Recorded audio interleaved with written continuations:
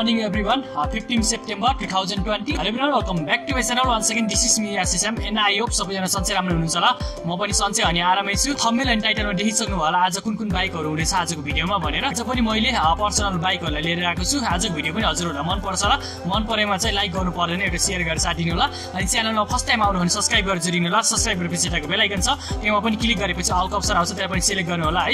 हेर्नु होला सब्स्क्राइब गरेको जति पनि हुनुहुन्छ सबैजना एकचोटी हेर्नु होला। सब्स्क्राइब गरेपछि यता घण्टी जस्तो आइकन आउँछ नि बेल आइकन, त्यसमा पनि क्लिक गरेपछि अल अप्सन आउँछ, त्यसलाई सिलेक्ट गर्नु भएको छ कि छैन सबैजनाले हेर्नु होला। हजुरहरुको पनि bike scooter car vendor sell गर्नु पर्ने छ भने चाहिँ फ्री लिंकमा पठाउन सक्नुहुन्छ। त्यसको लागि इन्स्टाग्राम र फेसबुकमा पठाइदिनु होला।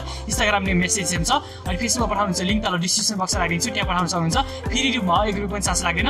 नेक्स्ट भिडियोमा चाहिँ कुन बाइकहरुको भिडियो हेर्न मन छ त्यो पनि कमेन्ट गर्नुस् है। यो युट्युब च्यानलमा म जति पनि बाइकहरुको भिडियो राख्छु नि यो चाहिँ जस्ट हजुरलाई जानकारीको लागि हो। मलाई पनि त्यो बाइकहरुको बारेमा फुल्ली इन्फर्मेसन थाहा हुँदैन, मैले पनि त्यो बाइकहरुको बारेमा बुझेको हुँदैन। त्यसकारणले बाइक लिन जानु बेला चाहिँ एकदमै फुल्ली चेकअप गरेर लिनु होला। त्यो बाइकहरु अब चोरी केटाउटा पनि हुन सक्छ है। पछि त्यस्तो केही केस पर्यो भने चाहिँ म त्यसमा जवाफदेही हुने छैन, म त्यसमा जिम्मेवारी लिन सक्दिन। त्यो बाइकहरु चोरीको हो भन्न खोजेको होइन, तर हाम्रो युट्युब फ्यामिलीको मेम्बर भएपछि अलिकति चलाक हुनु पर्यो नि। बाइक लिन जानु बेला चाहिँ एकदमै फुल्ली चेकअप गरेर मात्रै लिनु होला। पछि केही भइहाल्यो भने चाहिँ म त्यसमा जवाफदेही हुने छैन। हजुरलाई भन्दै आएको छु। यति धेरै माया सपोर्ट देखाइदिनु भएको छ, अझै अपकमिङ डेजहरुमा पनि यस्तै माया सपोर्ट देखाइदिनुहुन्छ भन्ने आशा गरेको छु। 10 सम्मको टार्गेट भनेको चाहिँ 50k छ है। सबैजनाले एउटा शेयर गरेर साथ दिनु होला। 10 सम्म चाहिँ हामीले 50,000 सब्स्क्राइबर पुराउनु छ।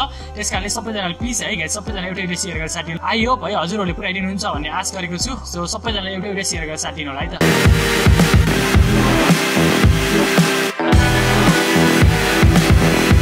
भिडियोमा चाहिँ हजुरहरुले एकदमै हाईएस्ट डिमान्ड गर्नुभएको बाइकहरु छ। भिडियोलाई अन्तिमसम्म हेरेर साथ दिनु होला अनि भिडियो के कस्तो लाग्छ कमेन्ट गर्नु होला है। रनर 150 को बारेमा है, यो चाहिँ रनर 150 रहेको छ अनि यसको किलोमिटर रनिङ गरेको छ 6162 है। 6000 किलोमिटर रनिङ गरेको छ अनि यसको मोडलको कुरा गर्नु पर्दा 2019 है, 2019 मोडल हो भन्नुभएको छ ब्रोडरले। अनि यसको प्राइसको कुरा गर्नु पर्दा यसको प्राइस राख्नु भएको छ ब्रोडरले 1,80,000, त्यसमा डिस्काउन्ट चाहिँ हुन्छ भन्नुभएको छ है। लोकेसन दिनुभएको छ यता पोखरा है, यसको लोकेसन चाहिँ यता पोखरा रहेको छ अनि यो सिंगल ह्यान्ड हो भन्नुभएको छ। ट्याक्सहरु सबै क्लियर गरेको छु भन्नुभएको छ है। अब सिंगल ह्यान्ड नै हो, ट्याक्सहरु सबै क्लियर गरेको छ अनि पर्सनल त आजको सबै बाइकहरु पर्सनल नै हो। यो चाहिँ गण्डकीको 17 लटको है, यो चाहिँ गण्डकीको 17 लटको हो। एकदमै राम्रो छ बाइक चाहिँ, एकदमै केही खर्च छैन भन्नुभएको छ।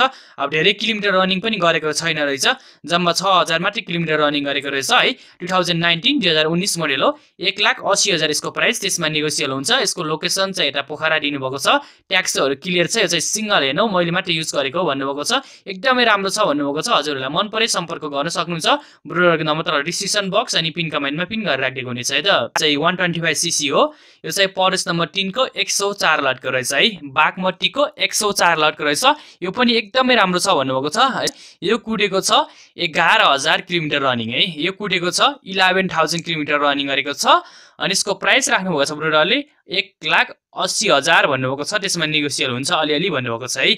1,80,000 भन्नुभएको छ, त्यसमा अलिअलि नेगोसिएबल हुन्छ भन्नुभएको छ। लोकेसन दिनुभएको छ यता केटीएम को स्वयम्भू है। यो चाहिँ स्वयम्भू दिनुभएको छ उहाँले लोकेसन चाहिँ। ट्याक्सहरु चाहिँ पुरै क्लियर गरेको छु भन्नुभएको छ है। ट्याक्स क्लियर गरेपछि अभियसली थर्ड पार्टी इन्स्योरेन्स पनि हुन्छ। यो चाहिँ परेस नम्बर 3 को 104 लटको 2019 2019 मोडल रहेछ। हजुरहरुलाई मन परे तल डिस्क्रिप्सन बक्स अनि पिन कमेन्टमा नम्बर हुन्छ, त्यहाँबाट सम्पर्क गर्नु होला। 11000 किलोमिटर रनिङ, 1,80,000 यसको प्राइस। ट्याक्सहरु क्लियर छ। 2019 2019 मोडल है त। एफजेडएस V3 को बारेमा धेरै जनाले कमेन्ट गर्नु भएको थियो अनि लिन पाएको थिएन अनि आज चाहिँ फाइनल लिएर आएको छु है। यो चाहिँ केटीएम बाट पठाइदिनु भएको थियो ब्रोडरले। एफजेडएस V3 हो। चाहिँ बागमतीको 108 लटको रहेछ। एकदमै राम्रो छ भन्नुभएको छ ब्रोडरले है। यसको ह्यान्ड गार्ड पनि राख्नु भएको छ, दामी छ जेहोस् भन्नुभएको छ ब्रोडरले। अनि लोकेसन काठमाडौँ भइहाल्यो है। 5200 किलोमिटर रनिङ है।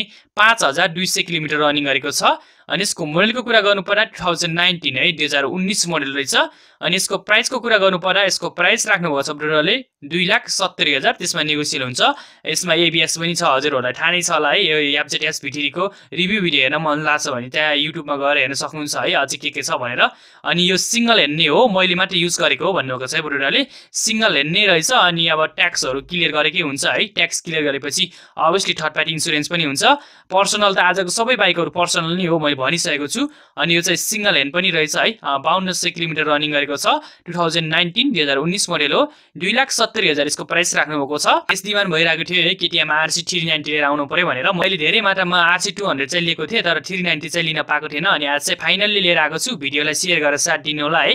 यो चाहिँ बागमतीको एटिट्युड लटको रहेछ है। KTM RC 390 है। KTM RC 390 हो। अनि यसको किलोमिटर रनिङ गरेको छ 21,000 किलोमिटर रनिङ है। 21,000 किलोमिटर रनिङ गरेको छ।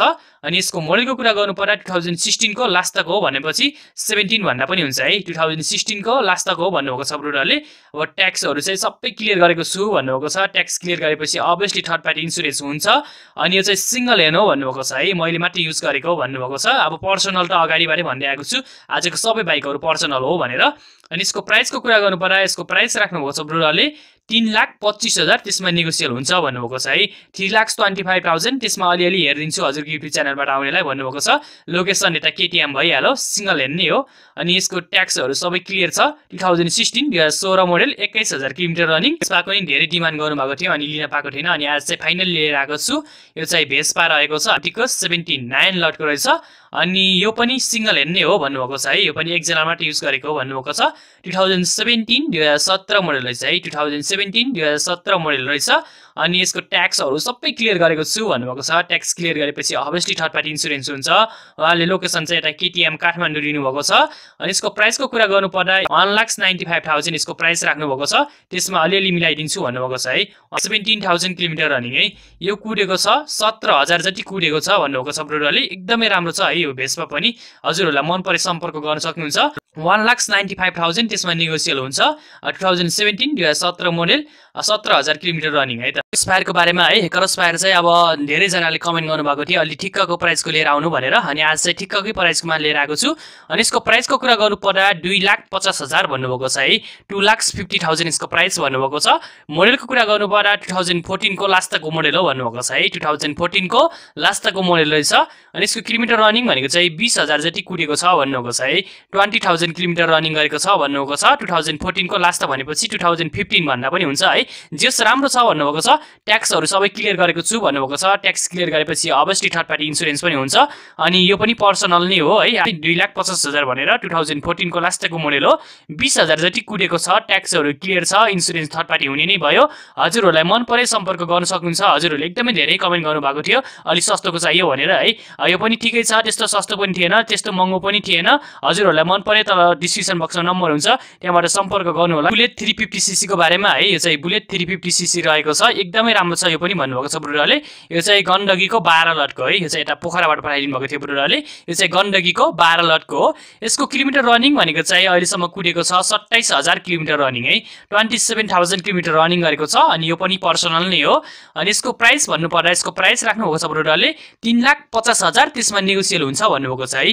3,50,000 यसको प्राइस राख्नुभएको छ। त्यसमा नेगोसियल हुन्छ भन्नुभएको छ। लोकेसन चाहिँ यता पोखरा भनिहाले। ट्याक्सहरू सबै क्लियर गरेको छु भन्नुभएको छ। ट्याक्स क्लियर गरेपछि अभियसली थर्ड पार्टी इन्स्योरेन्स पनि हुन्छ। अनि यो पनि सिंगल ह्यान्ड नै रहेछ है। एकजना मात्र युज गरेको रहेछ। मैले मात्र युज गरेको हो भन्नुभएको छ ब्रोडरले। एकदमै राम्रो छ। ट्याक्सहरू सबै क्लियर गरेको छु भन्नुभएको छ। 2016 मोडल हो। 27,000 किलोमिटर रनिङ गरेको छ। 3,50,000 यसको प्राइस राख्नुभएको छ। लोकेसन पोखरा रहेको छ। यो चाहिँ ड्युक 200 यो चाहिँ KTM बाट पठाइदिनु भएको थियो ब्रोडरले। बागमतीको एटिट्युड लटको रहेछ है। किलोमिटर रनिङ गरेको छ 21,000 किलोमिटर रनिङ है। 21,000 किलोमिटर रनिङ गरेको छ। अनि मोडलको कुरा गर्नु पर्दा 2016 को लास्ट भनेपछि 2017 भन्दा पनि हुन्छ है। अनि यसको प्राइस राख्नुभएको छ ब्रोडरले 2,60,000 त्यसमा नेगोसियल हुन्छ भन्नुभएको छ है। 2,60,000 त्यसमा नेगोसियल हुन्छ। यो चाहिँ भक्तपुरबाट रहेको छ। ट्याक्सहरू सबै क्लियर गरेको छु भन्नुभएको छ है। ट्याक्सहरू क्लियर गरेपछि अभियसली थर्ड पार्टी इन्स्योरेन्स पनि हुन्छ। 21,000 किलोमिटर रनिङ 2016 मोडल हो।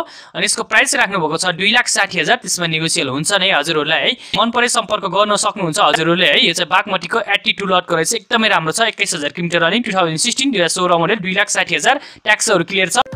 अन्तिमसम्म भिडियो दिनुभएकोमा सबैलाई धेरै धेरै धन्यवाद। अनि च्यानलमा फर्स्ट टाइम आउनुहुन्छ सब्स्क्राइब गरेर जोडिनु होला। सब्स्क्राइब गरेपछि यताको बेल आइकन छ, त्यसमा पनि क्लिक गरेपछि अलको अप्सन आउँछ, त्यसलाई पनि सिलेक्ट गर्नु होला। अनि हजुरहरूको पनि बाइक स्कुटर कार भ्यानहरू सेल गर्नुपर्नेछ भने चाहिँ फ्री रूपमा पठाउन सक्नुहुन्छ। त्यसको लागि इन्स्टाग्राम र फेसबुकमा पठाइदिनु होला। इन्स्टाग्राम नेम मेसेज सेम छ।